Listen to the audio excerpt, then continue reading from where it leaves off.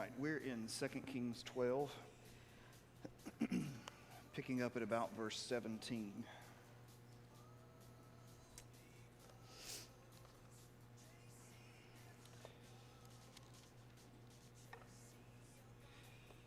Also, like last week, if you want to go ahead and place your Bible ribbon or something, a finger there, 2 Chronicles 24, and that will also count for, we'll have to do that with 25 as well, to help us get a fuller explanation of some of the things that we see in front of us. So I want to begin where we left off last Wednesday night. In verse 16 of chapter 12, I want us to read that verse again, and then there was a couple of questions attached to it. It says, "The money from the guilt offering and the money from the sin offerings was not brought into the house of the Lord. It belonged to the priests." So there were two questions attached to it. The first was, what is the difference between a guilt offering and a sin offering? Well, newsflash tonight, I'm not giving a full answer to this question because I'm not absolutely certain about some of it yet. There's a difference between the guilt offering and the sin offering. If you look at Leviticus 4, 5, and 6, you see the discussion of those things and where they are. And so I will simply leave it there. Go look at that and see some of the discernible differences. It has to do with unintentional sins. Your translation may say sins of ignorance. Other translations may say unintentional or something along those lines that communicate that. But there is a difference, and there are scenarios. So if your Bible has paragraphs in it, the paragraph breaks will be there as each scenario changes. That says, for an example, well,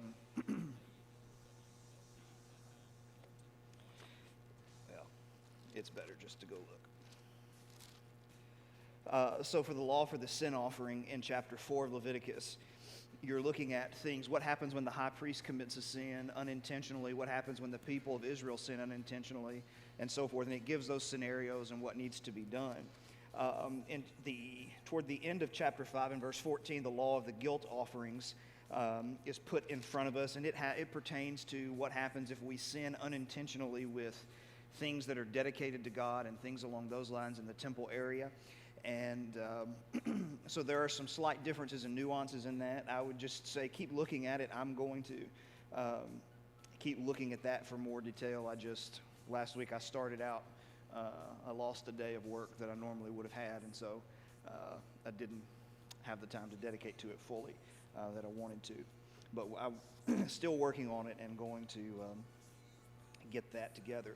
Now the second question is one that I definitely will not even attempt to answer at this moment because I feel the implications of it are very serious.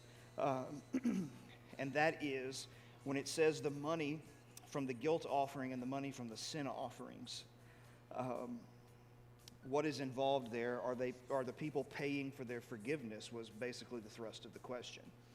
Now, I'm not going to elaborate on that because I think, number one, I just need a lot of time to research and to look at some things. But number two, because I think this has implications for redemption and the gospel. And when you handle subjects like that, you don't need to make conclusions hastily. And so when I find something where I feel like I can wrap my arms around it and feel somewhat confident about it, we will talk about that more. But there are a lot of things at play when you're talking about money in exchange because money was involved in a number of different portions. The redemption of the firstborn. It was involved in some of the offerings. To what degree? What was it used for?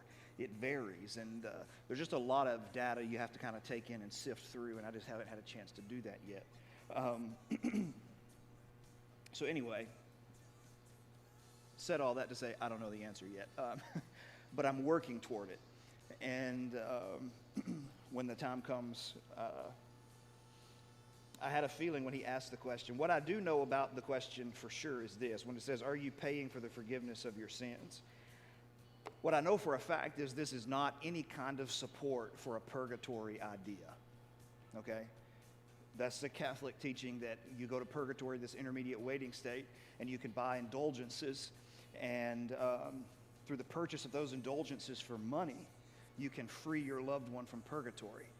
And as a matter of fact, that was a major spark in the Reformation movement, not the Restoration movement, but the Reformation. Abraham Wetzel was selling those indulgences because the Pope decided they wanted to remodel the Vatican. And so Luther had enough of that, and then he took that to task and things along those lines. So whatever it means, I know it does not support that. Okay? And I think that may have been behind a little bit of the question. Anyway. All right. So we are in chapter 12. Toward the end, we'll pick up at 17 in just a moment. We're looking at Joash, or Jehoash. And it's going to get a little more confusing because this is Joash or Jehoash in Judah. In the next chapter or two, we're going to meet Jehoash/Joash from Israel. And they're both kings. And so we have to kind of pay attention closely to make sure we're talking about the right one in the right locations. And so it's one of those times where it gets a little... Although, if you think about it, it's really not all that uncommon that two guys would have the same name. They turned out to be king. I mean,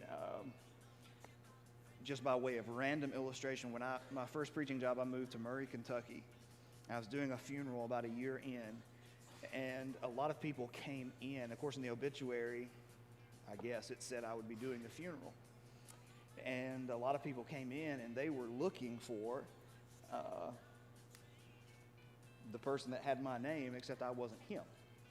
There was also a guy from Murray, Kentucky that had my exact name, who grew up there, was a real estate agent in Nashville, and they wondered, why is he here doing this funeral? So if two people with random first and last names, as random as my last name is, if we can somehow cross paths and our names be common, it's not an uncommon thing to have multiple people with first names, okay? And so we just kind of have to navigate it the same way we do when we're dealing with other things. So Joash in 11, you remember his grandmother tries to kill everyone. He is saved by his aunt and her husband Jehoiada the priest. And then in chapter 12, where we have been, he begins to kind of make some policies and begins to reign. He's a little bit older, and one of the main things we really focused in on was he had a problem of making his faith his own, and the issues that come along with that, and how do you transfer faith without, without either producing a mindless robot or pushing them away. There's a balance that has to be struck there. And then where we left off was he's made repairs to the temple, or has given orders, and then the priests are gathering money, and for years they go and they never repair it, and then they work out something where they can raise the money and pay, a different group of people who are trustworthy.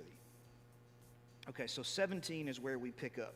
So just keep in mind the backdrop. The people of Israel have donated a lot of money to the repair of the temple.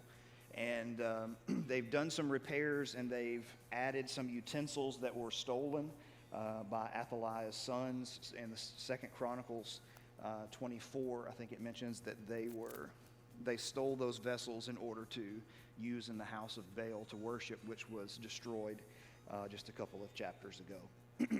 So, 17. At that time, Hazel, king of Syria, went up and fought against Gath and took it. But when Hazel set his face to go up against Jerusalem, Jehoash, the king of Judah, took all the sacred gifts that Jehoshaphat and Jehoram and Ahaziah, his fathers, the kings of Judah, had dedicated, and his own sacred gifts, and all the gold that was found in the treasuries in the house of the Lord and in the king's house. And he sent these to Hazel, king of Syria. Then Hazel went away from Jerusalem. Okay, so Hazel, king of Syria, we ran into him several chapters ago. If you remember chapter 8, verses 7 through 15. When he was the servant of the king of Syria at that time, he ends up murdering him, takes the throne. And when Elisha meets him, he breaks down and cries because, and Hazael inquires as to why he's so upset. And he says, because I know you're going to cause a lot of problems for Israel. And he does. And this is just another example of him creating a lot of problems. We're going to see him again as we go through 13, and then he'll pass away, but there's still lingering effects of him in chapters 13 and 14. So Hazael, He is king of Syria, and he goes up against Gath and took it. All right? Now, Gath is one of the 5 lordship cities of the Philistines. Famous person from Gath was who? Goliath, big guy, okay? Goliath of Gath. Gath was a city, it was a lordship city. It was also a major commercial city. It seems like when he took it, he may have utterly destroyed it. And I say that because I'm doing this off the cuff, so I'm having to scan pretty quickly. In Amos, who preaches just about 50 to 100 years after this point, he gives us the implications. Yes, Amos 6 and verse 2, pass over to Chaldean Sea, from there to Hamath the Great, and go down to Gath of the Philistines. Are you better than these kingdoms, or is their territory greater than yours? And then when you look in the opening chapters of Amos, as we did a couple of weeks ago in a sermon, Gath is conspicuously absent from those cities that are mentioned. And so it seems as if Hazael not only conquers Gath, it would seem that he absolutely destroys it. And there's nothing left, and it continued to be uninhabited. So he goes and he takes this. It says, but when Hazael set his face to go up against Jerusalem, now Gath is only 25 miles from Jerusalem, so it's not very far from, of course, Jerusalem being the capital city of Judah. It says, Joash, king of Judah, took all the sacred gifts that Jehoshaphat and Jehoram and Ahaziah, his fathers, the kings of Judah, had dedicated. And so he goes and he raids the temple, okay? And his own sacred gifts, all the things that we've read about the fundraising in the previous verses. He takes all of those gifts and the gold that was found in the treasuries of the house of the Lord and the king's house. So he's gathering up as much money as he can. You have to remember, it's not currency. It's precious metals in whatever form they may come. It could be tons of candlesticks. It could be a gold vase, a gold plate, a gold anything. It's gold. It will work. That's their type of currency. So he's gathering all that up. And what's interesting is he ends up undoing his whole work. I mean, one of the things he's given credit for is the fact that he gives attention to the temple again. And then the first time trouble even gets near. I mean, there's no indication that Hazael is necessarily, he sets his face to go up against Jerusalem, but there's no indication that God is going to give it to him. And so instead of going and inquiring of God, he just simply gets panicked and gets as much money as he can to try and buy him off. And he undoes his entire life's work. I mean, part of the good thing that he did, he completely reversed it. The temple is important, except in certain situations, when I need the money. And it kind of reminds me of people in history and in other places that if you look at, they dedicate their whole life to something and to building something, and then in the last few years, they end up wrecking everything they spent their whole life building. Where I initially went to school the first time, the school is probably close to 60 years old, 65 maybe now. It's only had in its history 4 directors. You had the founding man who served for a long time, helped get it off the ground and get going, and then Brother Cates was the director. I went in under, and then Brother Waddell after that. Anyway, it's pretty well known that when one of the founding directors of the school, when Brother Cates took over from him, he was still a part of the faculty and things along those lines, that the way he treated Brother Cates was less than godly. He gave him a really, really hard time in the way that he handled things and directed the school. Thankfully, he later came around and saw what he was doing. That even if he succeeded in tearing him down, he would succeed in tearing down a school that he had given his life to building. So it ended up, thankfully, he recognized it before he blew it. But it's interesting how we're capable of doing that. We dedicate our lives to something, and when it's time to hand it over, somebody doesn't do it exactly the way we think we think they should do it. Well, then we want to start getting in control again, and we end up running it into the ground instead of handing it over. I'm trusting you. Take it and do with it. You're going to do it differently than I did, but don't reverse your whole life's work over something that is going on, and that's what he does here. Not to mention he's going to go into idolatry, which we'll see here in just a little bit. And so Hazael takes the money and he goes. But here's the problem, okay? I understand that people are trying to pay people off, but inevitably, what you're dealing with is bullies. If you pay them off now, why is that a solution? What's going to happen? They're going to be back. They're going to be back. And so all you do is buy yourself temporary relief. So why are you even going down this road?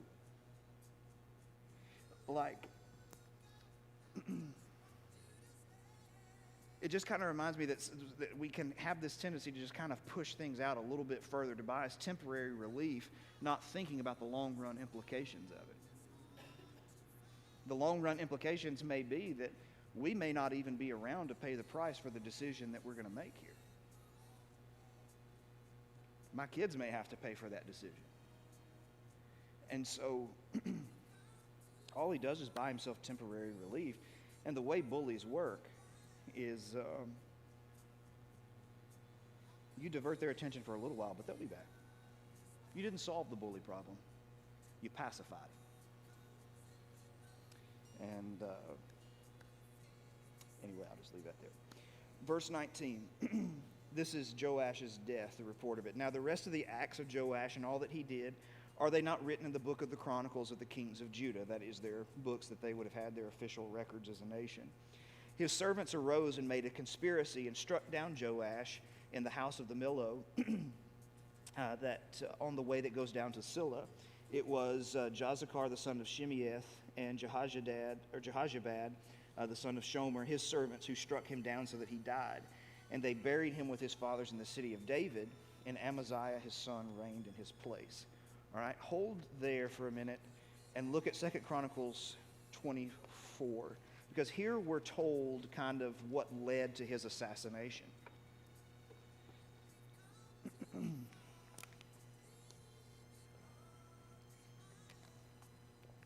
Let's look at beginning in 15 here of 2 Chronicles 24. It says they bear 15. But Jehoiada grew old and full of days and died. He was 130 years old at his death. Jehoiada is the priest who saved Joash's life, who was his counselor, and so forth. And they buried him in the city of David among the kings, because he had done good in Israel toward God and his house, talking about the temple. Now after the death of Jehoiada, the princes of Judah came and paid homage to the king, and the king listened to them, and they abandoned the house of the Lord and the God of their fathers, and served the Asherim, fertility cults, and the idols. And wrath came upon Judah and Jerusalem for this guilt of theirs. Yet he sent prophets among them to bring them back to the Lord that testified against them, but they did not pay attention. And so he's gone into idolatry. And it gets worse here in verse 20. It says, Then the Spirit of God clothed Zechariah, the son of Jehoiada the priest.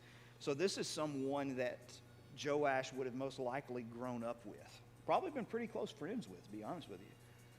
It wasn't uncommon. Prophets and kings, especially kings that were righteous, had pretty close relationships with the prophets. Nathan and David, for a prime example, very close in friendship. And so he does this, and Zechariah says this, Thus says God, why do you break the commandments of the Lord so that you cannot prosper? Because you have forsaken the Lord, he has forsaken you. But they conspired against him and by command of the king, they stoned him with stones in the court of the house of the Lord. Thus Josiah the king did not remember the kindness of Jehoiada, Zechariah's father, had shown him, but killed his son. And when he was dying, he said, May the Lord see and avenge. So he kills a prophet of God. More than just killing a prophet, he also kills someone that for even if he didn't respect him, he should have respected his father enough to keep his hands off of him. The kindness of his father should have overflowed. Now, ultimately, at verse 23, at the end of the year, the army of the Syrians came up against Joash, and they came to Judah and Jerusalem and destroyed all the princes of the people among the people and sent all their spoil to the king of Damascus. Though the army of the Syrians had come with a few men, the Lord delivered them into their hand, a very great army. By the way, catch the irony of that? He just paid off the Syrians in Kings, but what's happening in Chronicles? They're back. Okay?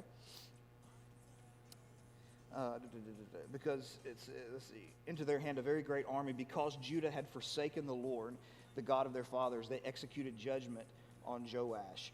When they departed from him, leaving him severely wounded, his servants conspired against him because of the blood of the son of Jehoiada the priest, and they killed him on his bed. So he died, and they buried him in the city of David, but they did not bury him in the tombs of the kings, which in this culture especially is a very strong statement of their disapproval of what he did. Okay? So when we look at the life of Joash, as with so many of these kings, you see so much that is good and commendable, but yet he just, in other places, falls flat on his face, and it just goes back to people with potential and refusal to live up to it. And that's an extremely, for me personally, that's an extremely frustrating thing to watch. Okay? I've often joked that for my father to be such a skilled man and to have such an unskilled son is quite amazing. I'm a one-trick pony, and sometimes can't even turn that trick. If that trick is gone, I got nothing. I cannot do anything else. I literally cannot. I can't fix things that are broken. I can write checks to pay the people who fix them, but I can't fix them. Nor do I really care, though. Okay? That's free market economy. The way I see it, I'm fueling the economy when I pay somebody to fix my stuff. But anyway,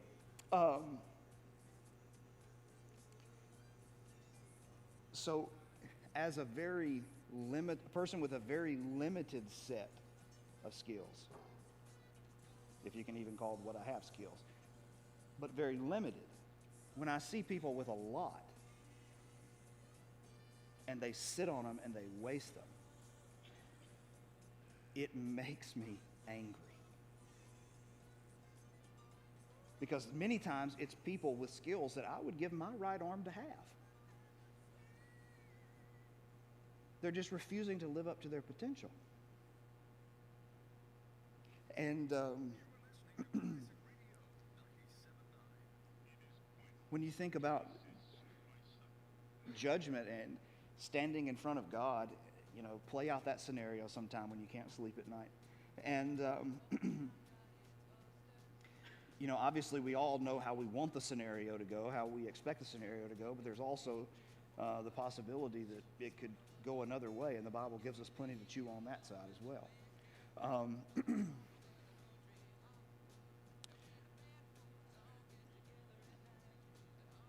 I think one of the worst things I could be told is for him to look at me and say, I had a lot of stuff I wanted to do through you.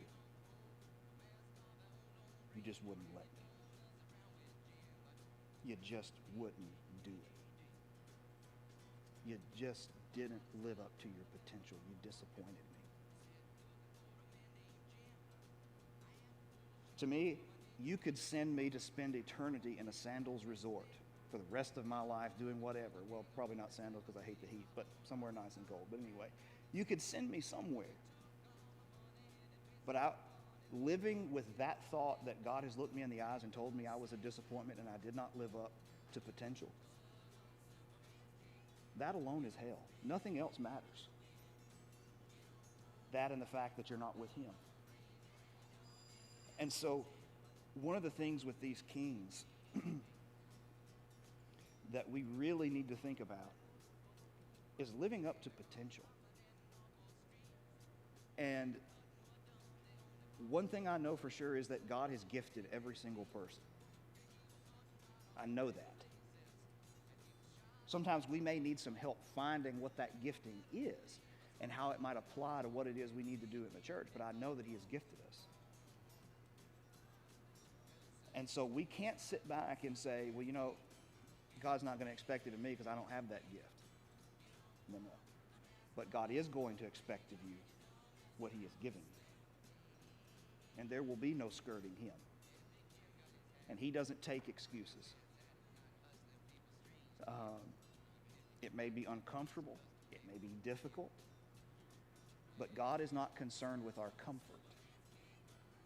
He's concerned with our sanctification, our holiness, and our service to it. And many times growth happens, well, all the time, growth happens on the outside of your comfort zone. And so if you're not doing anything that does not scare you, at least in a little bit, you might want to take a step back and look and say, maybe I need to be doing something that makes me uneasy. And because then I know I'm at least pushing myself. So anyway, so we got a lot of ground covered tonight. I'm glad about that.